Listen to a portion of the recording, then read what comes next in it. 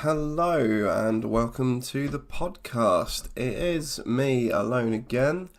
I am going to drop this, though, along with the next episode that I do with Fran, because I think if I drop another one this week before she gets back, people will think I have murdered her and buried her under the patio, which is not the case at all. Not at all. She is still skiing and will be until Sunday. It is now Thursday, and I've just returned from the cinema. Sans cold. I may sound still a little bit bunged up. I think I might got to the point now where we have to call what I had flu. Yeah, probably was flu. If it's lasted this long, maybe flu. But then, colds go around every winter, and sometimes they're worse than other years. It's just the way it is. Maybe we're all weaker. Maybe we're all going to die of cold. Anyway, that's enough of that. Enough talk of disease. Enough talk of missing wives. Enough talk of murder and possible burial. I have just got back from watching... Christ, can't remember the title. Now, Can You Ever Forgive Me? Melissa McCarthy and Richard E. Grant starring... Absolutely brilliant. I expected it to be. It's got Oscar nods. Richard E. Grant in particular, a nod for Best Supporting Actor. Totally deserved, in my opinion. Early hopes when I saw the trailer was it was going to basically be a sort of sequel, if you like, to With Nail and I. I was aware, obviously, that it's based on a true story, so I knew it really wasn't. But I imagine With Nail... See, this is how I put the two together. I imagine Richard E. Grant was cast due to his, the way that he can play essentially a drunk in a very successful way. Not just drunk, a charismatic drunk, one that can deliver lines, etc. Excellent choice for the role. He is superb, and I really, really hope he gets the Oscar this year for that. Because he should have, he should have won one for With Nail. Good luck to Richard E. Grant. He's fantastic throughout. Not disappointed with the movie whatsoever. Everything I wanted from Richard E. Grant and Melissa McCarthy was delivered. The film is very well shot. Everything works as it should. It's one of these things again where it's hard for me, I would say, to review. I dread to use the word arty films, but good films, if you like. I'm quite happy banging away, talking about the Marvel films, Star Wars, things like that. I can see where they've fallen down and where things they've done well, and what they've done with sort of things that I've liked for a very, very long time. When it's a new story like this, a story I know nothing about, I would say it's harder for me to cast a rational judgment. For me, though, I kind of just do what I did with sort of Glass and Split, things like that. I throw it all into a cinematic universe. For me, I threw this into the With Nail and I cinematic universe, and I was not disappointed. I've watched all the big contenders this year, apart from still to see Green Book. My review of that will be part of this episode. And I've done it again. If Beecher Street could talk, I'm going to give that a look as well. I believe that's up for a few awards, so I'll give that a go. I enjoyed Moonlight. It's by the same director, people, etc. So I hope that will also be good. Stan and Ollie had been top of my list for film, of this awards season, film of the year early on. This, I believe, rivaled it, especially in terms of entertainment and plot. But I would say performance is just sort of peeking over it. Definitely from Richard E. Grant. Just loved seeing him back being that kind of character. Absolutely loved it. Obviously as well, the characters are more relatable. They're sort of beaten down by life, depressed people. Yeah, much more relatable to someone like me. Whereas it's hard to relate to being Stan Laurel or Oliver Hardy, and that's where that disconnect comes in.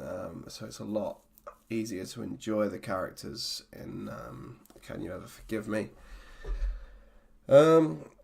Yeah, as I said, very hard to find any fault. It's tight, solid, and just made wonderful by the superb performances of the cast, and direction is just down the line brilliant.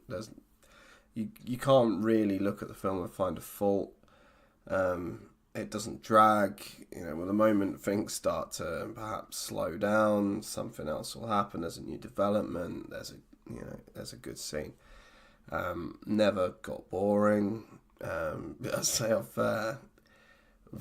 Mary Queen of Scots, I felt like leaving during the film and never coming back. Even during Vice, although as I've mentioned in previous episodes, I was kind of ill watching those. I found time in Vice to just get up and go and get a drink. Still loved the film, but yeah, I didn't feel like I was going to miss out by missing sort of 2-3 minutes to go get a drink. This I didn't want to leave my seat, and very much the same while watching Stan and Ollie. So yeah, as I said, hard to find any fault. In my back of my mind, I'm always thinking, more Richard E. Grant. I want more Richard E. Grant. Then you come to the end of the film. It's a good length for what it is. Again, it's like I keep saying the word tight, but yeah, everything's kept good pacing, good length. There's no dragging it out. Every scene advances the plot. There's no time wasted at all. So yeah, more Richard E. Grant would have just made the film drag, and I'm glad that if I'd directed it, yeah, it would have been a very different affair. Yeah, there's a lot of lingering. Like I get to touch more on the direction. A lot of lingering shots on a lot of close-ups on characters. A lot of lingering on emotional looks. Richard E. Grant is better at this than Melissa McCarthy is. Every time it rests on her, there doesn't seem to be a lot of depth to her expression. She seems always sort of pissed off and upset. Richard E. Grant's able to, I would say, emote a lot better with his face, with his expressions, and that really comes across. And yeah, like every time it cuts to him, you're like, what's he up to? What's he thinking? Yeah, he can act from every fibre of his body. Nothing much else to say about Can You Ever Forgive Me? It's fantastic. Go and see it. I doubt it'll be in British cinemas much longer because it's not a film about explosions or a children's film. Cinemas must be really struggling. This is the time, I've always said, Netflix will improve, things for cinemas and make people more interested in films. January is when they get hit by things like Netflix. I mentioned this in my last episode. Christ, there is just no schlock out there at all. If you don't like arty good films films that are all up for awards right now, there's nothing to see at cinema. I don't get why. Alita Battle Angel, that came out yesterday at the time of recording, and it's absolutely flopped by the look of it. Not sure why. Title, probably. Something people really need to think of. Same with like Ghost in the Shell, things like that. It's something I would say that Hollywood, in America especially, the anime and the manga titles that will gain more traction and whip up a bit more interest. In Britain, like, just call it Alita, and people go, "Oh, Alita, what's that about?" You go, "Oh, it's an action film about robots fighting each other, directed by James Cameron." You're like, "Oh, yeah, all right, yeah, excellent." All those things sound great. call it Alita Battle Angel, and you've got yourself a little, oh no, sounds cheesy, sounds shit. Titles make a lot, not everyone sees the trailers. If you don't go to the cinema a lot, you won't even have known that film was coming out. So, yeah, no one from Hollywood's ever going to listen to this, so I'm wasting my breath. Can You Forgive Me? Brilliant film. Go and see it. Go and see Alita Battle Angel. James Cameron needs money. Stand by for my next review after this little musical sting, which will be a review of Green Book. See you in a sec.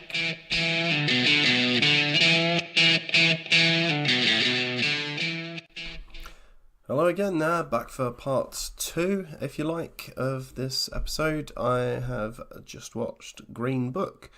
Very, very good. I'd say pretty much now completes my viewing of all the Oscar favourites. Just got Roma to watch, which is now on Netflix, so I may do that today. Don't know if I'm going to do an episode on it unless I particularly enjoy it. I'm not really that bothered about watching it. From what I've seen and heard, it's a good film, but it's not getting me going. So I will probably watch it, as I think I should watch, every sort of not a Best Picture nominated film. Out of the nominations, for me, it's probably got to be the favourite. Not really in doubt. Maybe Bohemian Rhapsody, but that's perhaps, shall we say, a film that is based around the performance of Rami Malek. So I think outside of his performance, that film doesn't have a lot to give or to teach you. So, the favourite for me is the best out of all of them I've seen. Although, getting back to Green Book, very, very much enjoyed it. It works very well as a funny film with a nice, with a strong story, good characters. Especially the two leads. Excuse pronunciation. Mahershala Ali as Dr. Shirley. Really liked him. He's sort of the brain of the piece, whereas Viggo Mortensen's character is very much the sort of light relief, if you like. I'll get to him in a minute. Really liked the Dr. Shirley character. Trying to explain why. It's difficult. He just carries himself through the film in a way that I really enjoyed. Just a good character. Viggo Mortensen, he's got an Oscar nod for Best Actor for his performance. Don't think he's quite as good as Rami Malek in Bohemian Rhapsody, but he is excellent in this. I haven't seen him in anything for a long time. I see the Lord of the Rings films and Eastern Promise, his standout performances. But this, definitely the best I've ever seen Viggo Mortensen. He is funny, so funny in this film. To see him just sort of change his physical appearance changes as well. He must have enjoyed putting the weight on for this. But yeah, his movements, the way he carries himself, and the way he delivers the dialogue is just it's fantastic. It's like you'd never know there's Viggo Mortensen, which is exactly what you want from an actor, really. Them pretending to be someone else and making you believe that they are that person. Spot on. His wife in the film, Linda Cardellini, the actress, also really good. She kind of lights up the scene whenever she's in it. Really liked her, and she didn't have a lot to do in the film, but I'd like to see more of her in a bigger role. Brilliant, yeah. You can't really do even a brief review like this about Green Book without mentioning, without mentioning the film's themes, which ostensibly is obviously racism. It's not something I'm in any way qualified to talk about or to discuss. Obviously, I know that racism is wrong in every sense, and should never ever become a thing again. Again, this is that's the kind of message I got from the film. The film almost tries to say that racism is no longer like an issue at all. Sort of go, wow, look how we were in the 60s. It's a good job we're not like that now. It's just as bad. I mean, we don't have segregation and things anymore, but if you think there's no racism in the world anymore, then you're sorely mistaken. Especially the current political climate, Brexit and Trump, thing going on in Russia, Saudi Arabia.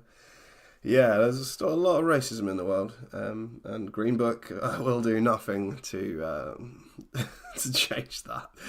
I don't know what kind of message he was trying to get across, do you get the director of There's Something About Mary to handle these themes? Don't know, but he's done a very good job. You have to look not deeper but shallower if you're going to enjoy the film. I didn't go into it expecting sort of an education about race and racism at all, and I didn't watch it for that reason. I watched it because the trailer made it look funny, and it is. It's a very, very good comedy. A good comedy, but I don't know. It's been hailed as this, as something deeper than that, and I don't see the message in the film. I don't see it. I failed to see in what way it was a film with a message, beyond the obvious that racism is bad. You don't need to have a film to tell people that. People are aware. It doesn't explore where the prejudices come from. It doesn't explore the history of how segregation came about. Why the attitudes were like the way they were in the South at that time. There's obviously scenes of racism in it, and they are horrific. They're like hammer blows. They're powerful.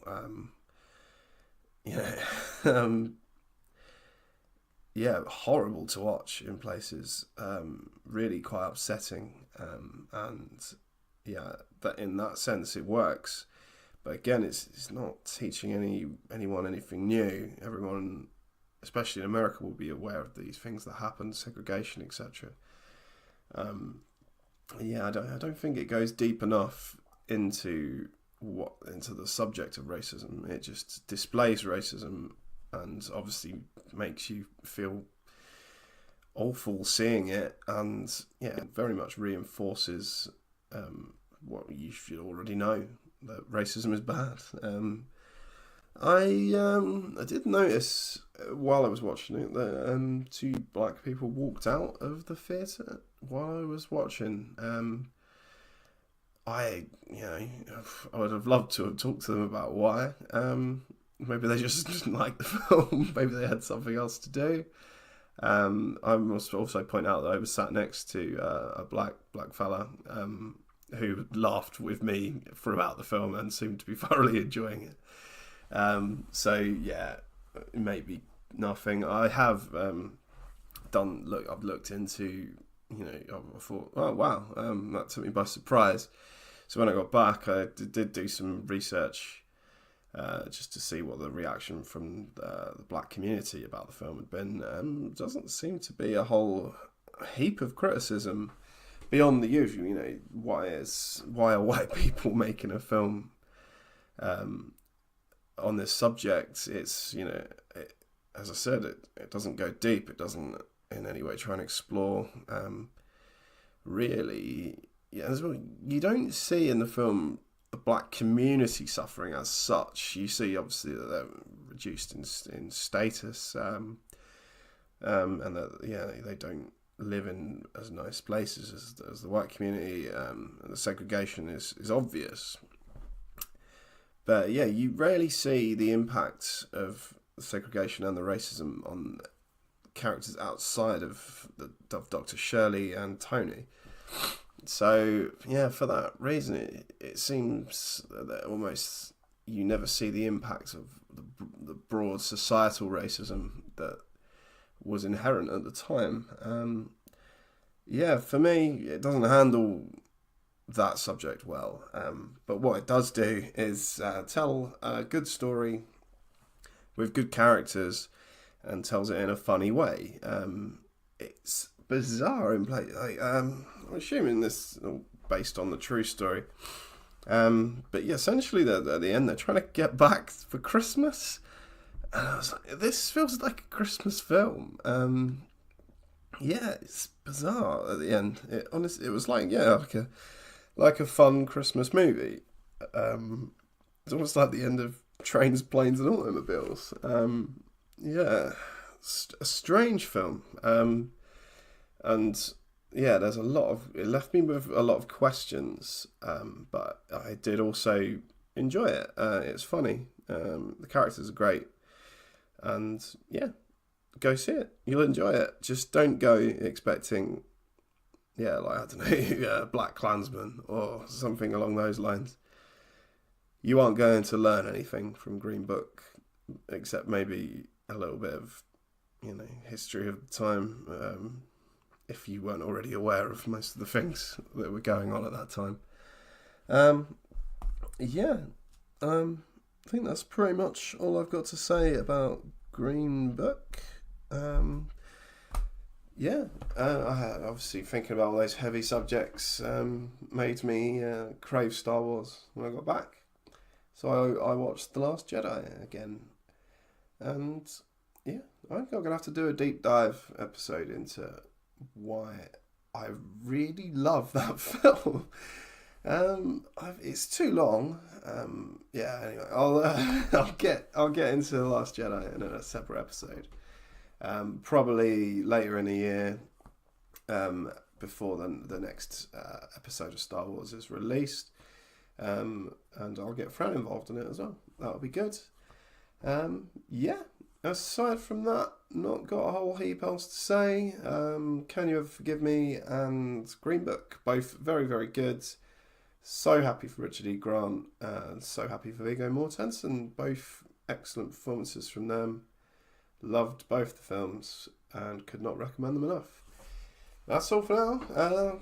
Back for the next episode, The Return of Fran, and we will be looking at the very, very wonderful Robin Hood, Prince of Thieves, for which I will begin by saying, no blades, no bows, leave your weapons here. No blades, no bows, leave your weapons here. No blades, no bows.